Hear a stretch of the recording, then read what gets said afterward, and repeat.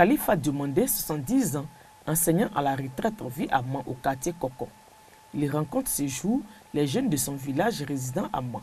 Ordre du jour, organisation du 58e anniversaire de l'indépendance de la Côte d'Ivoire. Cette année, c'est son village qui accueille les festivités dans sa sous-préfecture. Et justement, parlant d'indépendance, Khalifa se souvient de l'an 9 de la Côte d'Ivoire. C'était la grande époque des fêtes tournantes initiée par le président Félix Houphouët-Boigny pour soutenir la politique de développement local.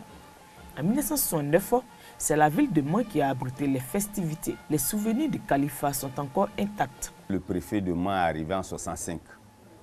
Et la fête d'indépendance était une aubaine pour la ville de Mans où, dans la tête de chacun, on devait avoir beaucoup d'infrastructures. Et effectivement, nous avons eu l'hôtel des Cascades, le marché actuel qui est brûlé et la réfection du stade. Et puis bon, du goudron un peu partout dans la ville.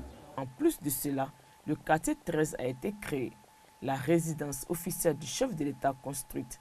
Certains quartiers ont été électrifiés, comme s'en souvient Samaké Souleymane, 76 ans, ex-planteur. Après la fête là, un soir là, on a quitté au champ, on partait promener, on a vu tout le courant qui a allumé. On a dit, non, ça même on va péter. J'ai dit ça, on va péter. Bon, on se promenait comme ça, en bas de la lumière, comme ça, parce qu'avant, il n'y en avait pas. Pour la célébration de cette fête, la région a battu le rappel des fils et filles, nous dit Salia Dampierre, ex-instituteur. Il faut dire que, fils de Mans, j'ai exercé à l'extérieur de Mans. Mais à cette époque-là, quand même, la fête étant tournante, elle regroupait tous les enfants. Donc, comme tous les autres, moi, je suis venu aussi à Mans pour assister à la fête. C'est sur l'actuelle avenue Alassane Ouattara que s'est déroulé le défilé. Le défilé était parti du devant de la préfecture, voilà la gare de Fakoly. Mais il faut dire que c'était un bon défilé.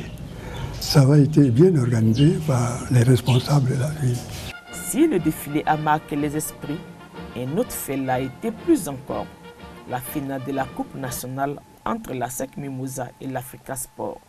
Le match a été dur, mais beau, parce que ça a tenu les gens en haleine. Le score a été à la fin du match de 2 buts partout et un règlement bizarre est sorti des tiroirs en ce moment-là et on a dit que les corners qu'on comptait. C'est-à-dire quoi concrètement? Oui, ça veut dire que si l'équipe qui avait plus de corners gagnait le trophée. Et je crois que la SEC, si mes souvenirs sont bons, la SEC avait eu 2 corners et l'Africa 1. Bon, donc l'Africa a perdu le match. Tout compte fait, l'époque des fêtes tournantes a laissé des traces dans la mémoire collective, ne serait-ce que pour l'éclat que les villes retenues offraient la veille des célébrations. Si on pouvait vraiment la faire revenir, c'est une bonne chose pour tout le pays. Les villes allaient se développer. Les villes allaient se développer. Moi, je crois que c'est une bonne chose. Aujourd'hui, 49 ans après cette fête mémorable à Mans, et au moment où tout le pays s'apprête à célébrer le 58e anniversaire de la Côte d'Ivoire souveraine, la ville de Mans a perdu son lustre d'antan.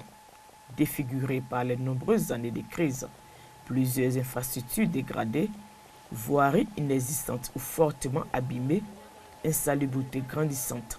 Il est temps, grand temps, que Mans, la cité des montagnes, refasse sa toilette des grands jours.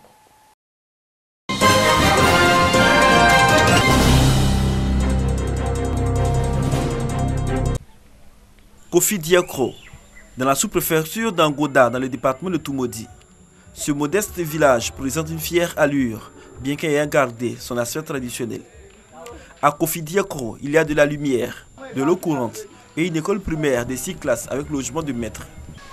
Des infrastructures qui permettent au village de Kofi Diakro de rattraper son retard au plan de développement économique sur certaines localités de la sous-préfecture. Je peux m'estimer heureux et dire même très heureux Parce que Diakro a emprunté avec beaucoup de choses le chemin du développement. Vous voyez le château, c'est la source de vie.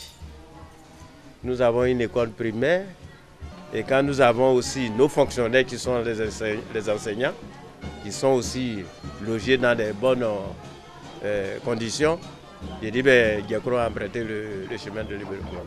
Fiers de toutes ces réalisations, les populations avec à leur tête les cadres ont exprimé au cours d'une cérémonie leur reconnaissance au gouvernement qui a bien voulu doter leur localité d'infrastructures de base. En termes de distribution des affaires, des richesses et des affaires économiques, il y a plusieurs demandes. Mais si tu as eu un peu, je pense qu'il faut attraper avec les deux mains. C'est beau de célébrer, mais que l'État fasse encore un effort à nous d'ouvrir. La route précède le développement et nous faisons la promotion du développement dans nos villages. Il faudra alors que la route suive. On demande au gouvernement de nous aider à le faire. La fête des infrastructures à Kofi Diakro était placée sous la présidence du ministre de l'Hydraulique, Laurent Tchagba, et le parrainage de la ministre de l'Éducation nationale, Kandia Kamara. Ces festivités ont été également le cadre de la remise officielle aux populations de l'école primaire nouvellement construite et de la mise en service du château d'eau du village de Kofi Diakro.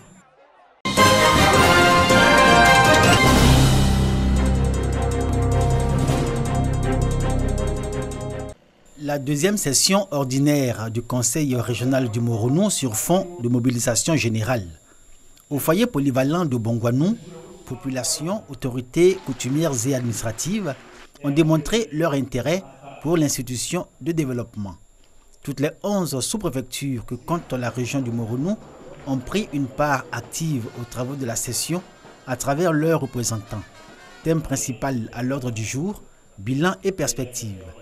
Aka Véronique, présidente du Conseil régional du Moronou, a relevé les bons points au crédit de l'institution régionale, rappelant les actions menées dans les différentes localités au bénéfice des populations et de leurs progrès.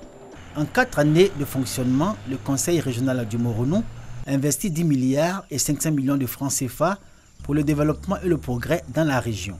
Les préoccupations et besoins des populations dans les domaines électrification, santé, adduction en eau potable, infrastructures routières, emploi jeunes et autonomisation des femmes ont fait l'objet d'investissements colossaux au regard du budget de montant de plus de 6 milliards de francs CFA.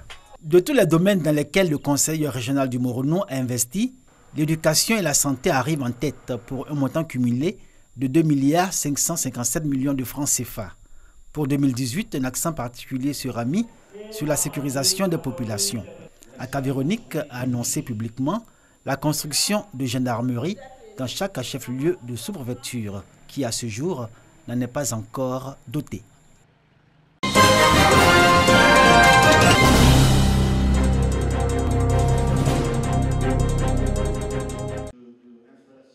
44 milliards de francs CFA, montant global de la reconstruction du marché central de Bouaké. L'infrastructure sera entièrement financée par l'AFD, Agence française de développement à travers le CDD. Contrat de désendettement et de développement. La réalisation de l'ouvrage rentre dans sa phase active avec le chronogramme de mise en œuvre. On a une mission d'évaluation de l'AFD qui va se faire en septembre 2018. En décembre, toujours de cette année, le conseil d'administration de l'AFD va valider le financement de ce projet. Et nous, parallèlement, on va achever toutes les études techniques. Nous, au niveau des facilitateurs, on doit libérer l'emprise du futur marché. C'était au cours de la réunion du cadre de concertation de la reconstruction du marché central. Le périmètre d'intervention, les conditions de libération des emprises du projet et les composantes ont été présentées aux commerçants. Pendant 4 heures, toutes les inquiétudes concernant la construction de l'édifice commercial ont été levées. Il est arrivé le temps aujourd'hui que la population s'imprègne de ce projet, qu'ils soient pleinement informés sur ce projet et qu'ils prennent maintenant en main l'évolution de ce projet jusqu'à sa réalisation parfaite. La question des principes de commercialisation des bas des portes a été aussi évoquée. Les commerçants souhaitent que le montant ne soit pas élevé. On nous a affirmé justice et équité, et si cela est, et qu'il y a une transparence au niveau de l'attribution, Bon, nous espérons. Le nouveau marché est prévu pour accueillir près de 8000 commerçants. Le marché central de Bouaké a été ravagé par un incendie il y a une vingtaine d'années.